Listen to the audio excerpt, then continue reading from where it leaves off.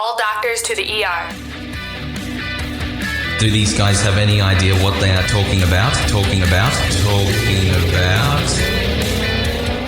Get squared away. Spiritual.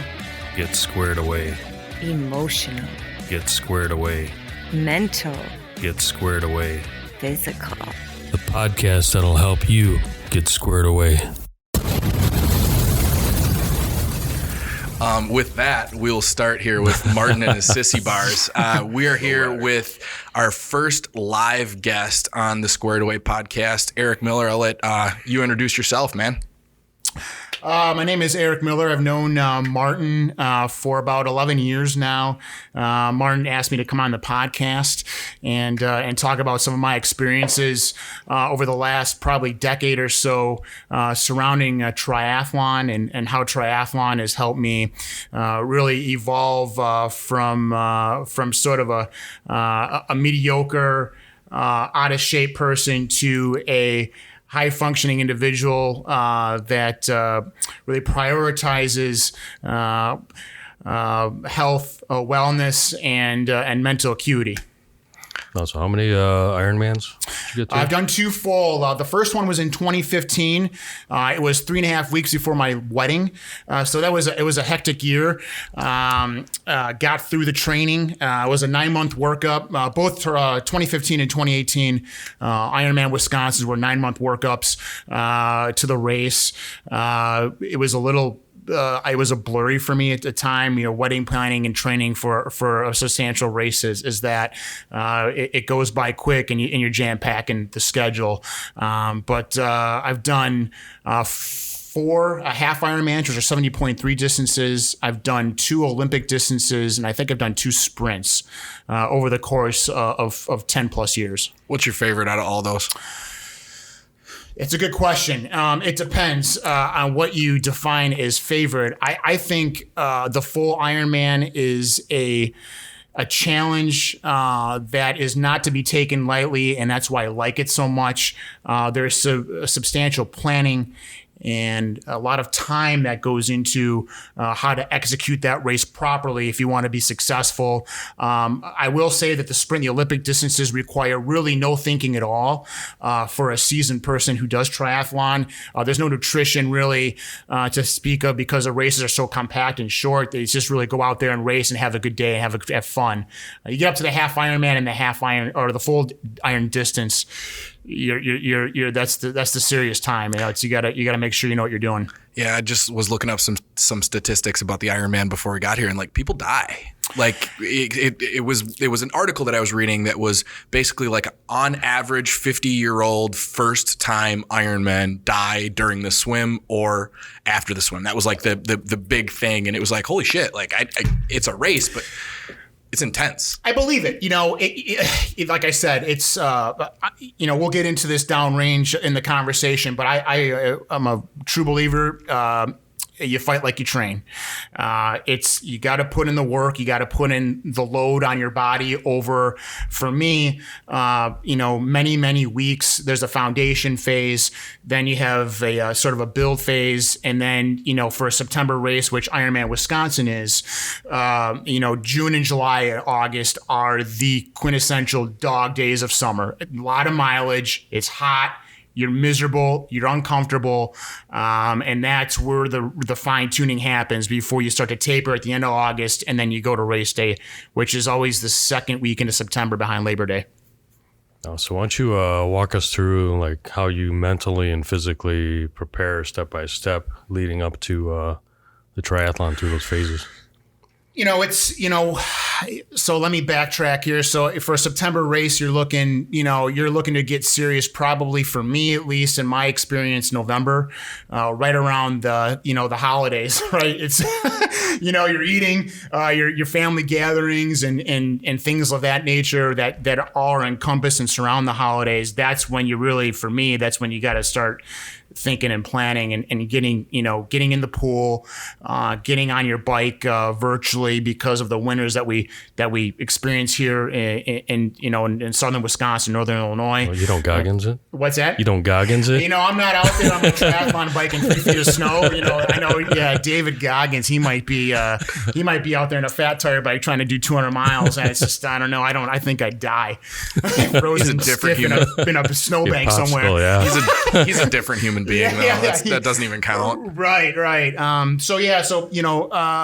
It's just getting into some sort of a rhythm early, right? So when the weather does turn, which can, hell, in Wisconsin, it could be February, or it could be June, right? You just don't know. The seasons vary here so much, especially, over the last few years.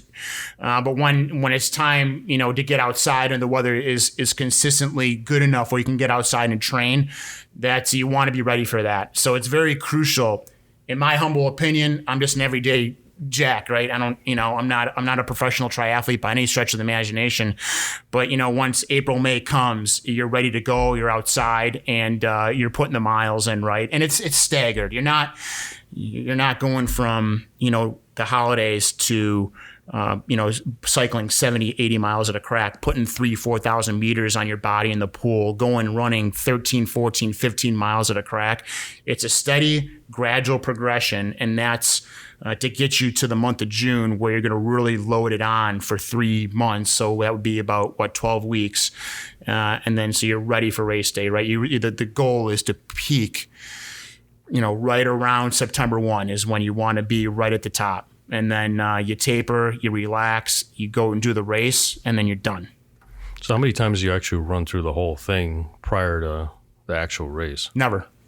Never. I've never done. So it's a 2.4 mile swim, 112 mile bike, and then a marathon, which is 26.2 miles. I've never, in training, swam the full 2.4, cycled the full 112, or run the whole 26.2. I get to about 100 miles on the bike, probably 35 to 3,600 meters in the pool, and probably top out at about 21 miles on the run. I do that for a couple of reasons. One, to avoid injury. By the time you get to August, there's been a lot of miles. The accumulation of miles on your body from August to the previous November is substantial, right? So I don't see a need, again, this is my opinion, to go the full distance in training. If you can get to 100 miles, and if you can get to 3,600 meters in the pool, and then you're running 21 miles, you can suck it up and get the last bit in the actual race, right? And you're going to have, in training, you don't count things for adrenaline, and, it's hard to get up for training, right? But when you're in the race and you're in the thick of it, I mean, you're locked in. So I've never gone the full distances in training, and if I decide to do another full Ironman, which I'm severely contemplating soon for reasons we'll get into in a little bit later, I think I'll stick to that methodology. So I am not a distance guy. I'm not. I lift a lot of weights, short amounts. That's it. Yeah, I am swimming. Mind you, our pool, I think, is 50 meters down and back, and halfway back on the lap, I'm dead. So I'm not a good swimmer.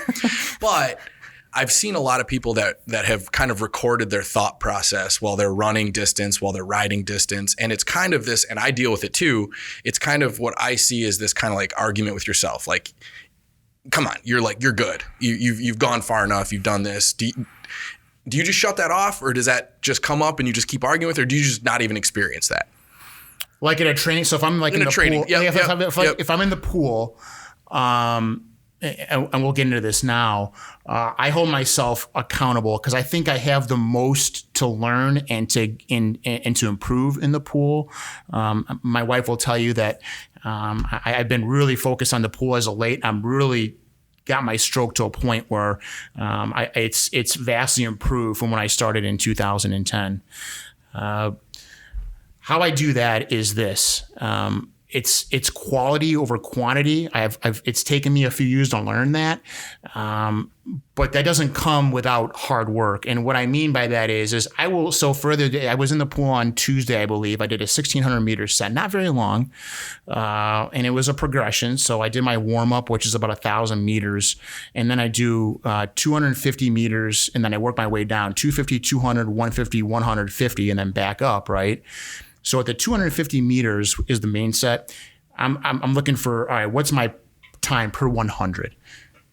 154, I believe it was, right? All right, so I work my way down. I get faster as you get shorter distances, but when you work your way back up, at the last 250, I want to be at 154 per 100. If I am not, so I get to that set, and I'm like, all right, here's the last 250. If I do not manage 154 per 100, I have to sit in this pool for another 250 meters. And it's very hard to do that. You have a competition with yourself. And if you don't hit that threshold, if you don't hit that, basically that time that you're set for yourself, you're going to punish yourself. So instead of swimming 1,600, well, now I got to swim 1,850 because I didn't meet the standard on that last set. Thankfully, on Tuesday, I was at 153 per 100, so I was good, right? There are many times where I'll be at 156 or 157 because I'm tired, I didn't sleep well the night before. You can name 1,000 reasons, right? And it's very hard to hold yourself accountable if you don't meet the standard in that last 250. So you gotta sit your ass in that pool again and do the 250 again because you didn't meet the standard. A lot of people can't do that. They can't hold themselves accountable. And in my experience, that teaches you one thing: is right, do it right the first time, right? So if you don't hit the 250 on the way back up the first time, you didn't meet the standard. So you didn't do things right the first time.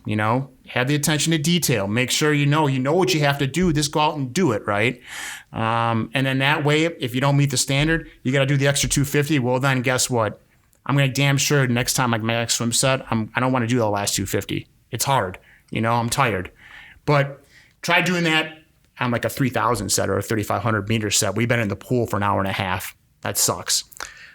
I think the thing that you said there that so many people miss is just the initial setup of what you're looking to do. You're holding yourself accountable, but you have to have the initial setup of what you're holding yourself accountable to. It's not like, okay, I'm going to run, 5 miles today, and if I don't make it, I'm going to run another 5 miles, right? Like, It's like, I'm going to run 5 miles today. And if you have no preset punishment in your mind, it's really easy to get to like 4 miles and be like, you know what? I'm good.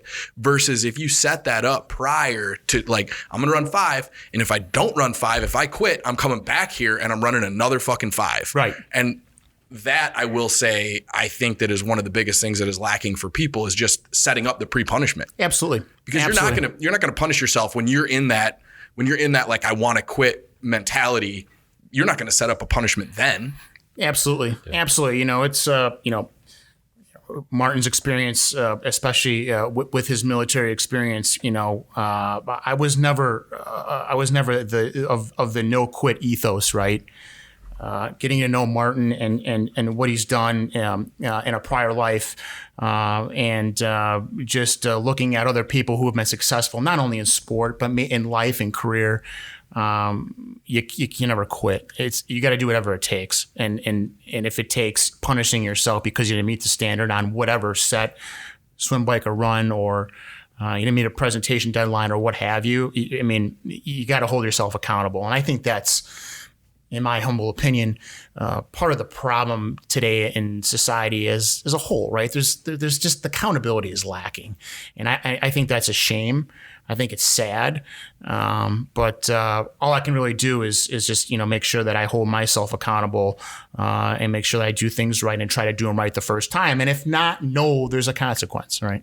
I like what you said about quality, because that's really big. When I'm in a weight room, it's easy to see people that just follow a program, right? Right. And they just follow the program and get it done and go through the motions. Well, then you don't see a lot of results. Right. But if you really hold yourself to that quality, then it's like, even in the gym, it's like if you do the 5 sets in your program or the build up to it or 7 sets, and if the quality sucked, guess what? Hey, that sucked. I'm going to give myself, 3 more sets on top of that until I Right. get it right. Right. Which I think that's what people have to learn to get past the, all the new fad workouts that come out, because they just follow whatever they tell them, right? That's And they don't get the 100% results. Right. So I think you guys lift weights, right? You're in the gym. My wife has transitioned from triathlon to CrossFit.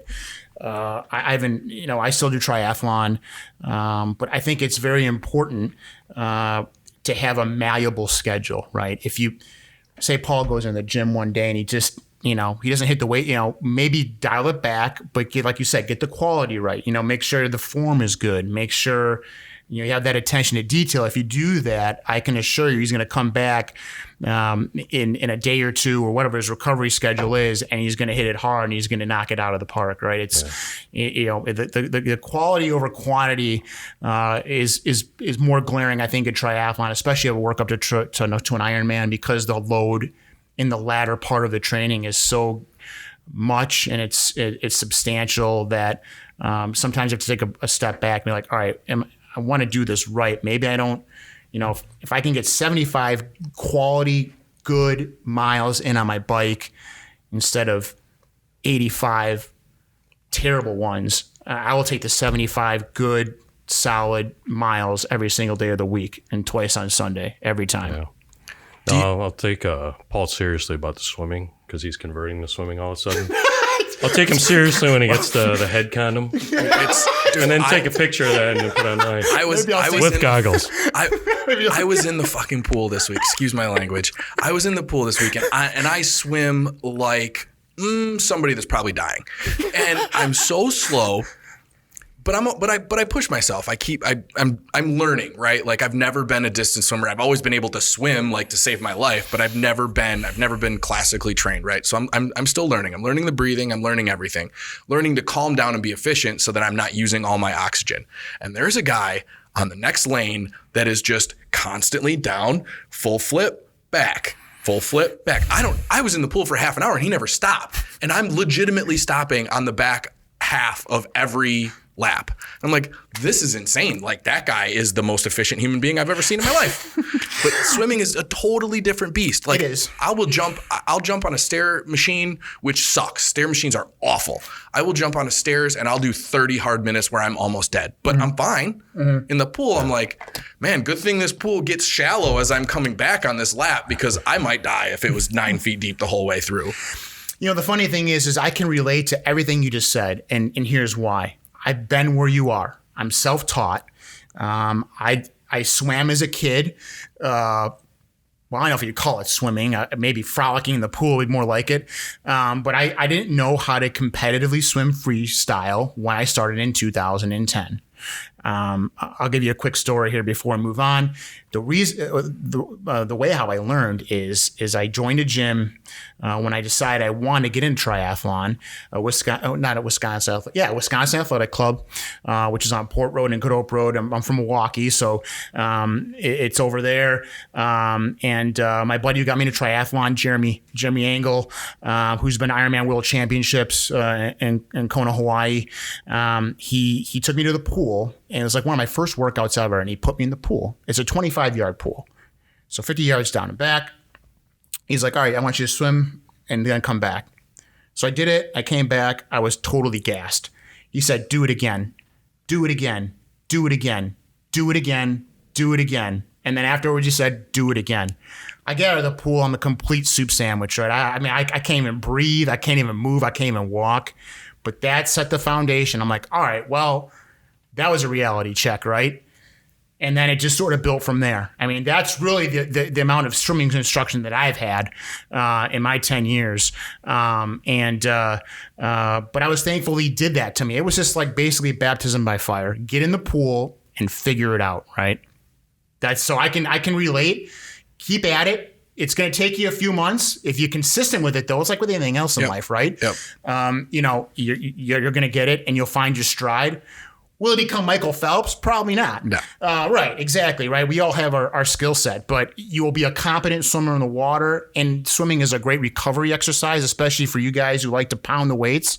It gets the load off your body, and you're horizontal going through the water. It's just a good recovery activity for you guys. And, it's active recovery. You're getting the heart rate up a little bit. You're moving. So I would just recommend to keep with it. Don't quit on it. And you're learning something new, right? That's always fun. Yeah. Speaking of recovery, what does recovery look like throughout, right? Because I'm sure recovery is way different when you're in the middle of August versus May. Well, the recoveries are so in the work up to 2015, I took 1 day off. So 6 days on, 1 day off. I believe I staggered the day off depending on how I felt. Okay. I was a little bit younger back then. It was 6 years ago. In 2018, I took a risk in 2 days off. And it would be one at the front end of the week and one at the back end. So maybe I don't know, I would take maybe like a Friday off and then maybe like the following Thursday, keep them as far apart away. And when I mean off, I'm like, take the dog for a 3-mile walk. That's off, right? Active recovery, keep the muscles moving, keep things going. Just don't completely shut it down. You're just not pounding away on the run. You're not pedaling feverishly on the bike, and you're not rotating your arms feverishly through the water in a pool for hours on end. You get into August, you're talking, Betsy my wife will attest to this, ice baths. You got to cool down your body. It's hot. It's 90, 95 degrees. You just really have to keep everything, pretty malleable. Stretching is a big component to what we do. I have a slant board that I have in my house for Achilles and calf that I get on for at least 15 or 20 minutes a day. Even right now, where I'm just sort of in an interim period where I'm just sort of dabbling in just some sort of a training schedule, right? Right now I don't have a training schedule, but I'm just, I got to stretch more. And my wife pounds on me constantly that I do not stretch enough. And she's absolutely right. I'm the most unflexible. Is that the word I'm saying? Yeah, unflexible. I believe that's the word. Yeah, unflexible person. Yeah, tight. Yeah, there we go. Tight. We'll put it in layman's terms. I am tight. And that's a problem. You need to have the muscles and the tendons elongated for all the load that you put on. So, but it's a labor of love. You got to take care of your body, right? It's otherwise you'll never last. A lot of guys can work up to an Ironman in 4 or 5 months. No problem. I know dudes who do it. I know gals who do it. Me, I'm not athletic in the least. I need to work twice as hard as the other person just to be in the middle of the pack, right? And I don't mind that.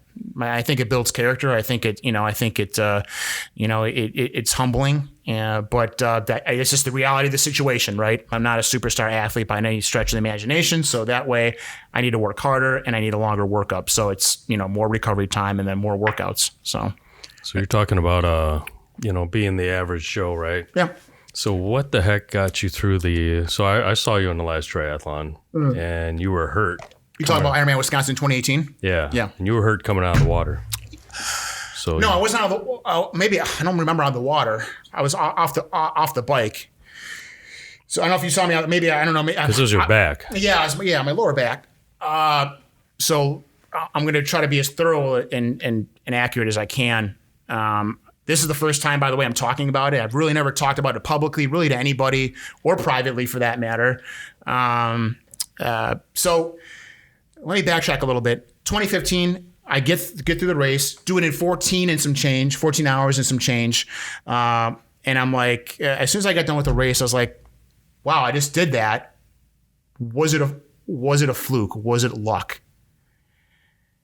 Did I just do this, all this work, complete the race, and was I lucky to finish? Did I have, was luck on my side? That bothered me. I lost a lot of sleep over thinking that. I don't know why I thought that. So 2018, I went right back in because I was like, I got to validate this. All right. So I want to beat the time from 2015. That was the ultimate goal. I wanted to be in the mid 13s. I thought was very attainable for me. I get out of the water. I had a bad swim. Swim in 2015 was an hour and 16 minutes. Swimming 2018 was an hour and 31. I got in the wrong line, got caught up in some wash. It was just a slow swim for me. So maybe when you saw me get out of the water, I was pissed. I was mad. Yeah. I was very mad. I sprinted up the helix. I was so mad. And if you're familiar with Madison, the transition area is in a helix in a parking garage, the Frank Lake Wright area. So you got to go up into the transition area. I'm like, all right, well, I'm going to pound this bike out. I was like, I don't care. I'm basically said to myself, well, I'm going to go for broke here. And I did. I mean, I had a tremendous bike on that day. There's a picture of me on my social media. I think Betsy's mom took it. I'm at mile 90 and I'm like giving the thumbs up. Like I'm going like probably 19, 20 miles an hour and I'm giving the thumbs up on a straightaway in the backside of the course there. I get into transition. I get off my bike and I'm like, boy, oh boy, is my lower back just, I don't know if it was sore, it just didn't feel right. I'm like, oh man, maybe I spent too much capital on the bike. I get to mile 4 over by the Kohl Center and it just locked up. It was tight. And it was painful. It was humbling. In that moment, I knew I wasn't going to beat my time for 2015, and that it crushed the soul a little bit. I'm not going to lie, it really did, because that's why I was out there. But I will say I never thought about quitting ever. It was a no-fail mission for me to get through that race. So now I sort of run through the mental checklist. I'm like, all right, well, I really can't bend over. I really can't hinge from my hips. My lower back feels like I have a vice grip on it. How do I get through this race? So at mile 4, you got 22 miles you got to pound out on your feet to finish the race. Right. So I walked probably for about a half a mile. I hit the aid stations walking, but I was sort of able to do like a walk run until about mile, I'm going to say 13 or 14. And then it was a dead walk from mile 14 to mile 26.2. I will say this. I had a conversation with someone probably about 3 or 4 months after the race, and like, well, how was that experience for you? I was like, well, to be honest, it was probably the most lonely time in my entire life, is because you're out there by yourself. No one's coming to get you. You're on your own, right? You're out there. There's 2,000 other athletes that are blowing by me, running. I'm walking. I'm in, I would say, a moderate amount of discomfort. And you're just lonely. You're out there and you're just like, boy, does this suck. And I'm ashamed to really say that I started to feel sorry for myself, and I don't like to admit that, but I'll admit that. I've never felt that way before, but it's just the reality of the situation. But really, with the growth and the development as a person from 2010 to 2018 to that point, was that I never thought about quitting ever. Quitting was never an option. No matter, I was either gonna get through the chute on time, which is under 17 hours, or I was going to die on the race course. I mean, there was really it was either, if or type situation. Yeah. And, a lot of people aren't, I wasn't born that way, right? I sort of developed into that kind of person, but I made it, after I got done with the race and I was hobbling around and, I remember my sister was there and she was just like, I was sort of like, crying to her. I'm just like, I'm really, because she was out there, it was like 9 o'clock at night. I was like, I'm so sorry. I tried to get done as quick. I know you have to go back to Chicago. I felt so bad for her because she's out there spectating till the bitter end, wondering if I'm going to make it or not. But I guess the moral of the story is this, and I think you gentlemen will agree with me, is that your mind will quit far before your body will. And that's something that I've learned over a few occasions in my life. And I think that for anyone who is thinking about attempting, whether it be an Ironman or hell, even a 5K, you got to remember you have to stick with your plan. And when you get in the mud and you get in the crap and things are falling apart around you, you just got to stay the course, right? My mind never quit, and I attribute the finishing of the race to me making it through to the end there, and that's why I was able to finish, because I knew I had a plan. I sort of self-checked and sort of self-diagnosed my body as the miles went on, and didn't think about quitting because I didn't let my mind allow me to quit. And that's sort of the crux of, what happened that day. And, I'm just an average guy, right?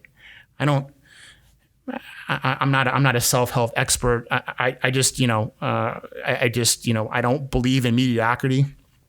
I think mediocrity is poison, and I try to hold myself to a higher standard, and quitting would have been mediocrity at best. So I love what you said there. Like, I wasn't born with this mindset. Like, it developed. And that's what I think that people need to understand is, like, you don't just turn it on one day and you're like, hey, I've got this mindset. I'm never quitting again. Like, that's not how it fucking works. You don't set out to run 100 miles and just do it. You start with small challenges and you overcome small challenges, and these are these little steps that you take, and you challenge yourself, and you get to that point where you want to quit, and then you don't, and then that's like a little feather in your hat. And then the next time that you get to that point where you really want to fucking quit, and it's really dirty and it's muddy and you're talking yourself out of it in your mind, and you got something on this shoulder that's like, hey man, you're good, like you did this, you can quit, and then you go over here, you're like, no, fuck you, I'm not quitting. Right. And then that's another feather in your hat, and it takes time to go through those challenges. But if you never put yourself in the place of those challenges, you never really figure out what you could do or what you could accomplish. I agree. You hit the nail on the head there. You got to put yourself in a spot where you have to perform. It's either you perform or you're a turd and you quit. I mean, there's really no gray area for me, right? But you have to put yourself out there. And like I said, you don't have to do an Ironman. Maybe it's walking to your mailbox and back. Maybe it's walking a mile with your dog. Maybe it's taking your kids to the park that's a mile away. So driving the car, maybe you walk there. It's just little victories, right? And do things with purpose and make sure that you hold yourself accountable, right? It all goes back to that accountability. But yeah, it's for me, it's been a development of the mind over 10 plus years to see where I was and where I've come.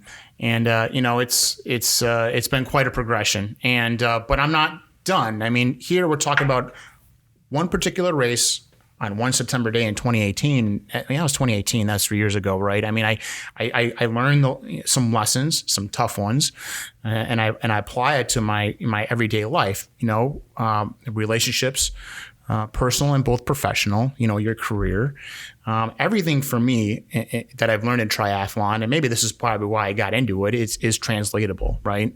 You learn some things, and then you can apply them elsewhere, right? And that it helps to do that because it puts it into perspective. It's just like, all right, well, I'm not running an Ironman today, but I got this huge presentation, and I better suck it up and perform, right? Otherwise, you're a complete turd. You don't want to do that. So, yeah, and I like what you said. I mean, everybody is an average guy, average gal. I've seen the best athletes fail, mentally. Mm-hmm. You look at a guy. I mean, we look at extreme guys like Goggins, but he will be the first to say that, he's an average guy. He'll admit that. So it's just getting past what we've talked about before, getting past that 40% where everybody quits, or everybody makes excuses and then fall into comfortability. Right. So we talk about you never just sit in one spot. You're either going to get comfortable or you're going to keep challenging yourself. Which seat are you going to pick? Absolutely. It's and like I said, the training and the workups and those are just as important, right? I mean, many triathletes will say if you can make it through an Ironman training block, that's a feat within itself, right? The race is just an add-on. It's a long training day. In 2018, and it was probably about a month and a half before the race, I had a 90-mile ride. I'm at mile 88, and I get heat stroke. I totally mismanaged my fluid intake. It was one of those weird mornings, right, where it was like 74 at like 5, 6 o'clock in the morning, but the heat just ratcheted up far more. We've all seen it, especially where we live, far quickly than I thought. I was like far more quickly than I thought, and I was like, man, oh man. Well, I got to mile 88.5. I got the black spots. That's severe dehydration. That's heat stroke. I'm on a fairly expensive triathlon rig that I don't want to turn into the ditch and wreck and fall off of. And I got, I'm in clips, obviously, my bike shoes. So I managed to really pull to the side of the road. My wife's at a pool, hanging out with her friends. I call her. I'm like, hey, you gotta come get me. Thankfully, I was literally a mile and a half from the car, right? And she came and got me, but that was a scary time for me, right? You pull to the side of the road, you're like, all right, what's my birthday? What day is it? What time is it? What's my name? That you sort of run through the mental checklist, so you're not completely out of it, right? But I will say this, and I think how I felt that night is evidence of mental progression, because I didn't finish that mile. I was a mile and a half from my car. I probably could have hit a driver to my car, right? And if you're familiar with golf, I was so close and I didn't make it. And I was like, I had 90 miles. I did 88 and a half. Boy, that pisses me off. That really got my craw for a couple days. I'm like, even though it was a legitimate reason why I stopped, right? But still, I think if it's better to be that way. Now, is that irrational? Yes, it is. I think you don't ever want to injure yourself in training to the point where you're breaking arms and legs and clavicles because you fell off your bike because you blacked out, right? But I think it's better to have that perspective on training and life. If you can take it right up to the edge. And then maybe the next time you can make it that next mile and a half, right? Because maybe you can suck it up and be like, all right, well, maybe I can manage this a little bit better, and I can get to my car when my car's parked because I've been here before, and I can just make it that little extra. It's right. It's always moving the goalpost as your ability, with your perceived ability, right? In the toughest of times. So, and I think, I remember that moment, when my back tightened up or locked up or gave out or whatever you want to call it in the race. I referenced that moment in my mind as I'm walking at mile like 17 or 18. It's pitch black out on the lakeshore path over my Lake Mendota. And it's just, I sort of remembered that time like, all right, well, you made it through that. Now you got to make it through this, and it's going to be something more difficult down the range, right? It'll be something else will happen. But you always have to go back to those memories and basically say, well, I put myself in these positions before, I can do it again, and that's how you grow. And that's how you, build upon your foundation, and, you keep moving forward. What does nutrition and supplementation look like during that time? Because it's got to be 20,000 calories that you're burning during a Ironman. Like I said, I didn't look at my notes from 2018 before I came here, but it's substantial, right? Eating is important. Drinking is equally, if not more important. Thankfully, both Ironmans that I've done in Wisconsin, September, have been picture perfect days. We're talking, I think, low 70s. There was some sun. I mean, you ideally you want clouds, right? But there was no rain. There was no precipitation. The wind was a little up in 2018. There was virtually no wind in 2015. So pretty picture perfect days as far as weather, right? So under those conditions, for me, you're probably drinking a bottle of water, and then I have another bottle with nutrition, so like electrolytes, something with some sustenance in it, probably every hour. On a hot day, full bottle, probably every half hour to 45 minutes. You got to keep the fluids in. You want to be going to the bathroom during your bike ride, because if you're not, that means you're at a hydration level that is insufficient, and you will pay. If you won't pay on the bike, you will certainly pay on the run. And to the point, what I mean by you'll pay is you may not finish because you can't freaking move. So cramps and, everything that comes along with dehydration, you don't want to experience that. So, there's bars that I've I constantly fidget with it, right? I mean, different, you want something ideally doesn't upset your stomach, that sort of, as natural as you can, right? Not a lot of junk in it. But I see people eating like peanut butter and jelly sandwiches out there, right? Beef jerky, something that's just high in protein. It's got some salt in there, so they're going to retain a little bit of water, help them with their fluids. So, you see a whole bunch of stuff in the amateur triathlon, community as far as nutrition, but there's gels. There's other gels that are better on the stomach than others, just because of the sugar content, what's in them.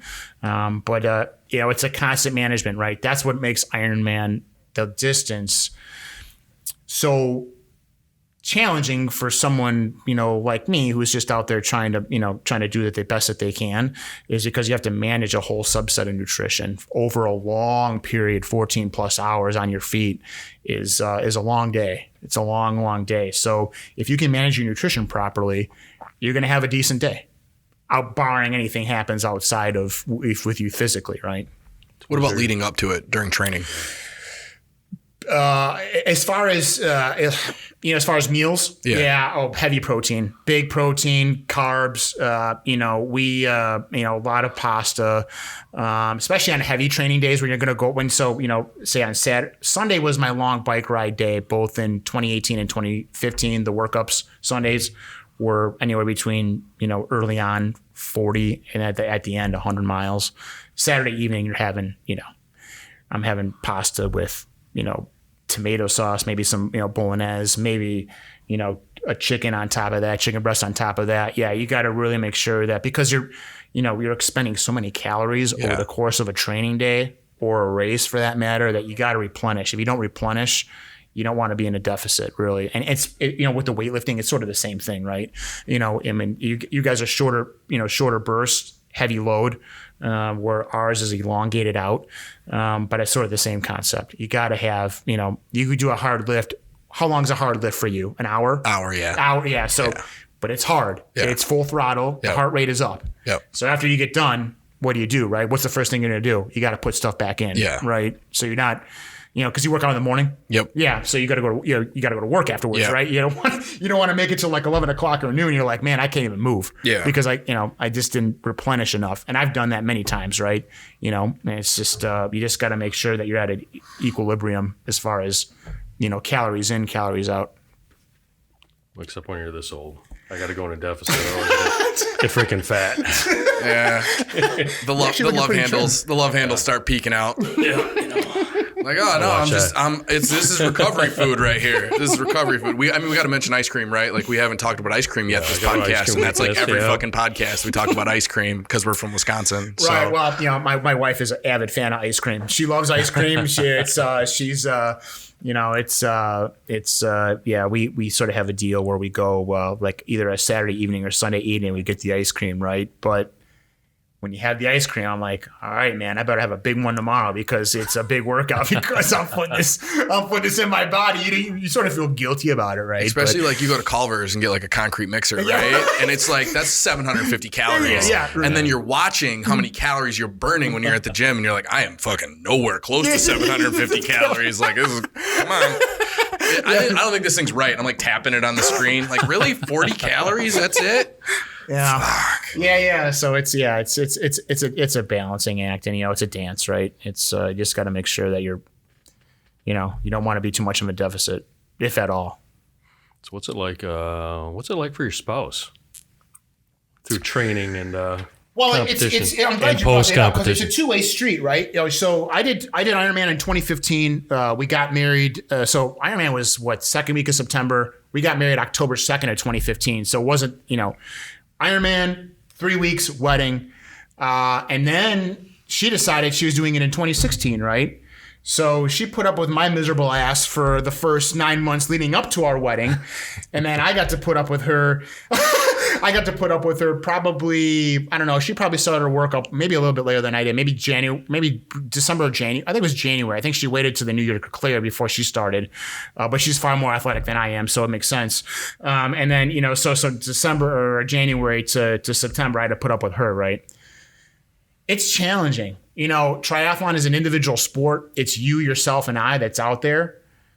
However, a support system of some sort is necessary to get you through the minutia of the training and everything else that goes along with it, right?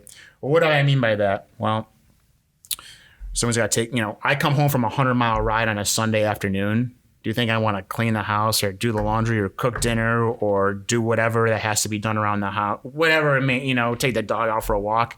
Hell no. I'm in my legs are in an ice bath or I got them up and I don't want to move, Well, that happens for, 6 months. So it requires patience is probably the best way I could put it.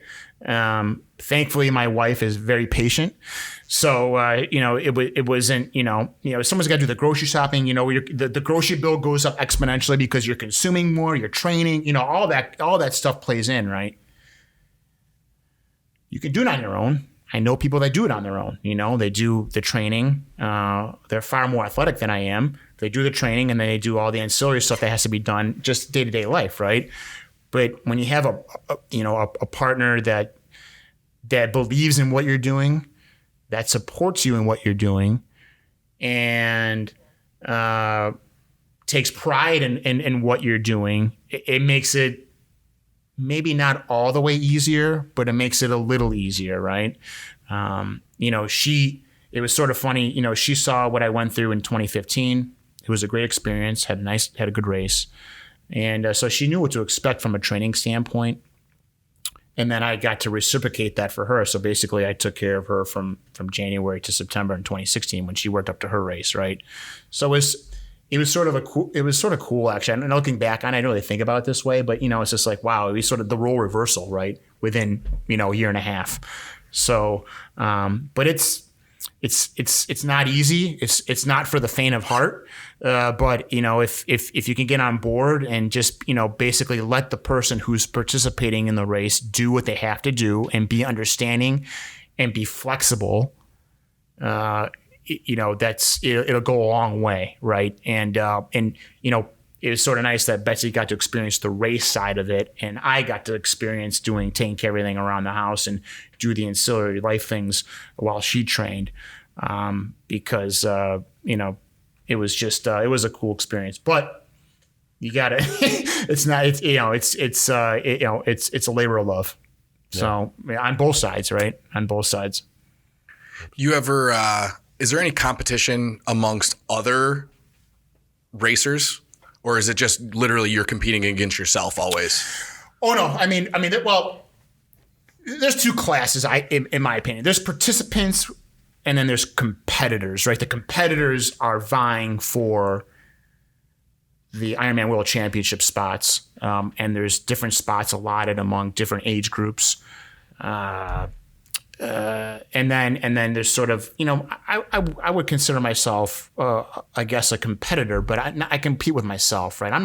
When I go to do a race such as Ironman, I really don't, I'm not trying to compete with my age group. I really don't care where the number lies.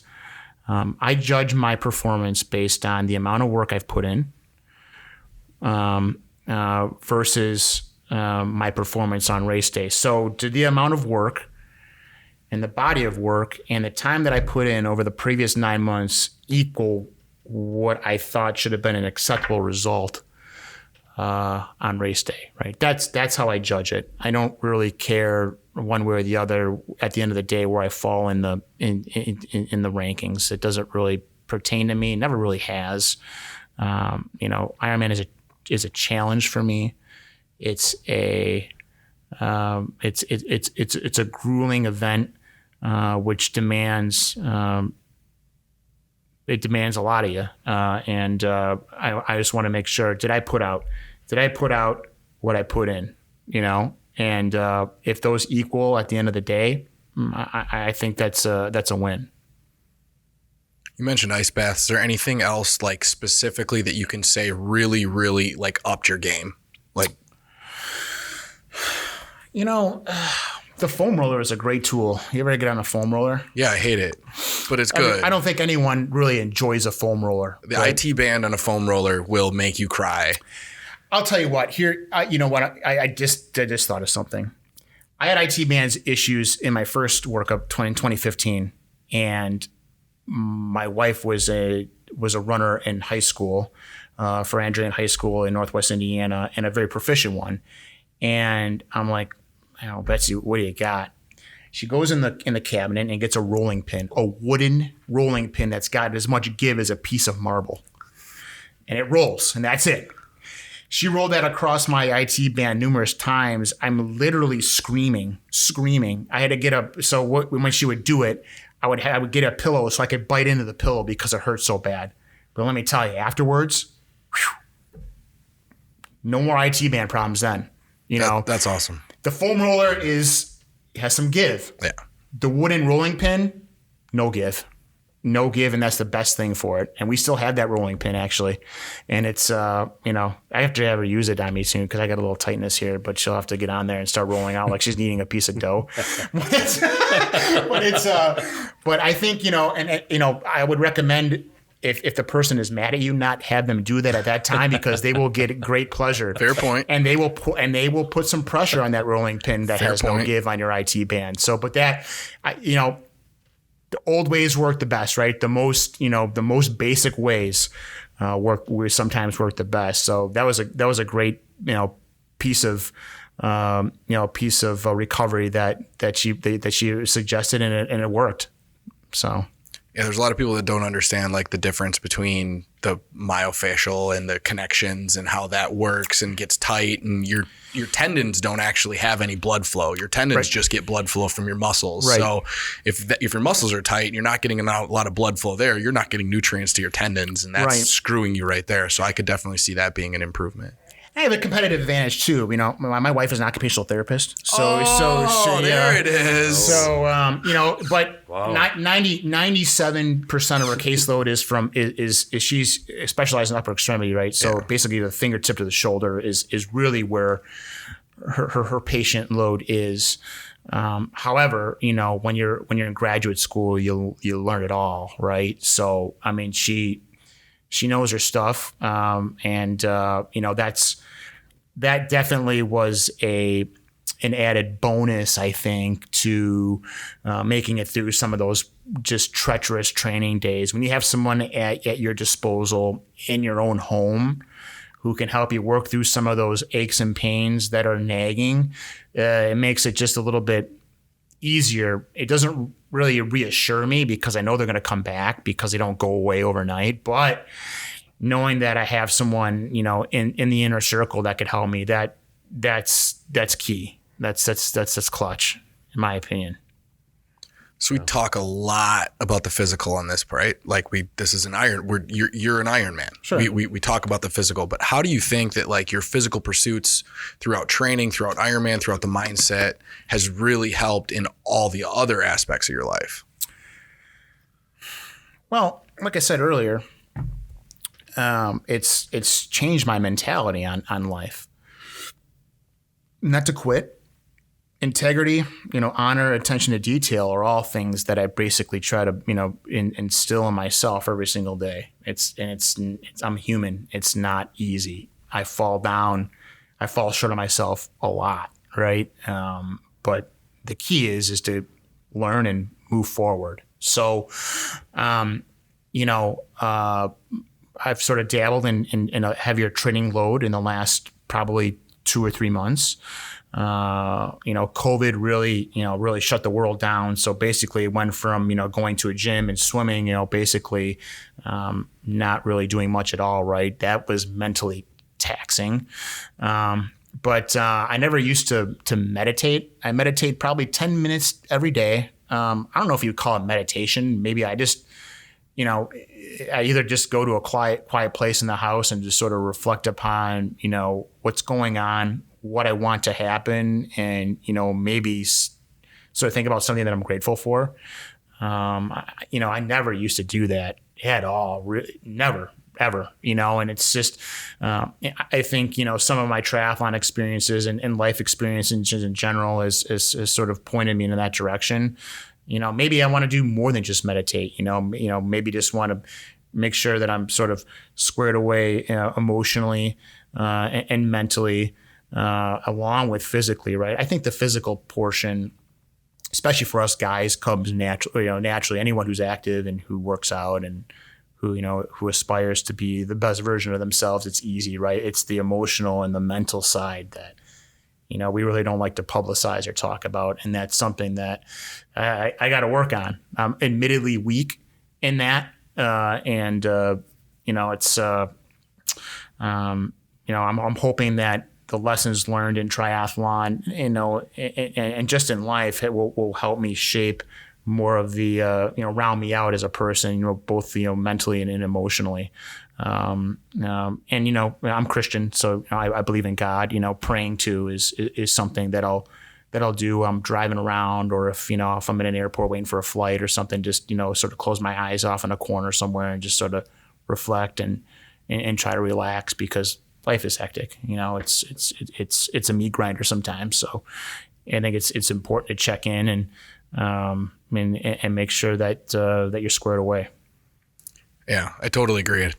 And with all the physical training and everything, that is setting a precedence for everything else in life. And I've definitely noticed that throughout the last 10 years is it sets the precedence. Mm-hmm. It's not necessarily doing bicep curls or bench press or running 5 miles is going to make me a better husband or a better father or a better worker. But what it does is it sets the precedence for me to put in the work, because all of those things involve doing things that aren't natural or doing things that don't necessarily come to you right away. So it's the attention to detail at work, the attention to detail at home. It's doing the things with your kids instead of sitting at home on your fucking phone, right? It's like it's doing the things that don't necessarily come naturally but need to be done.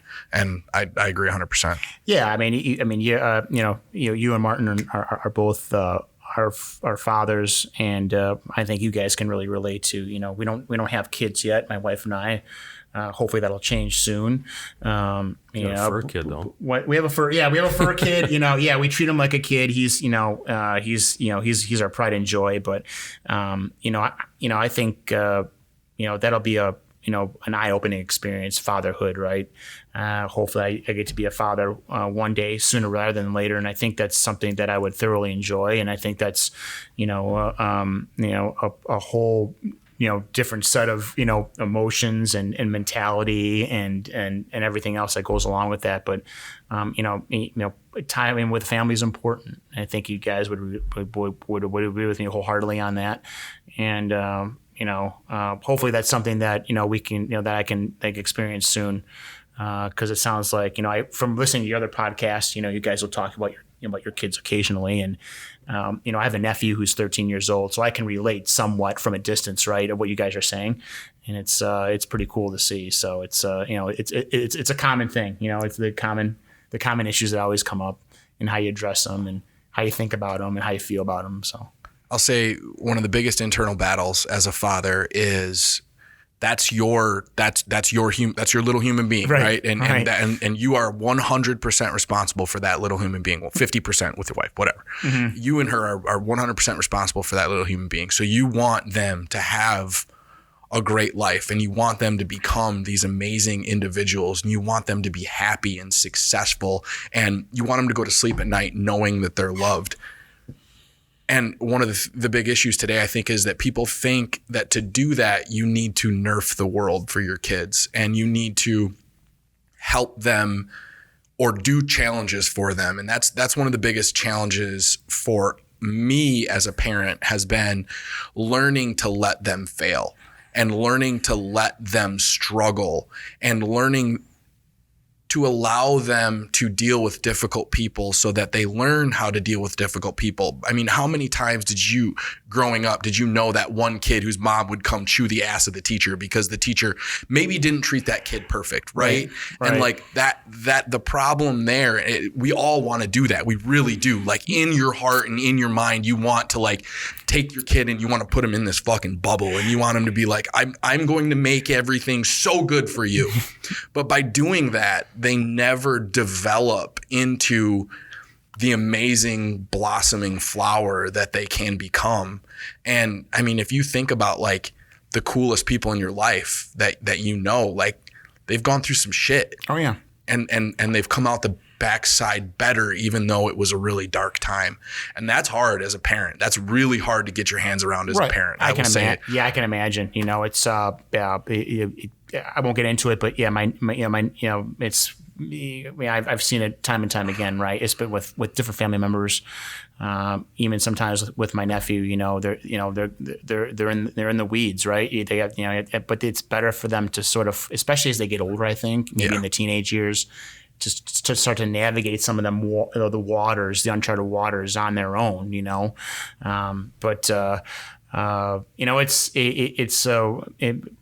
got to be fun to watch, though. As hard as it is for them to sort of sit back and sort of experience the failures, experience the successes too, right? Because they're not all failures. There's a lot of successes that are tumbled in there with each other. So it's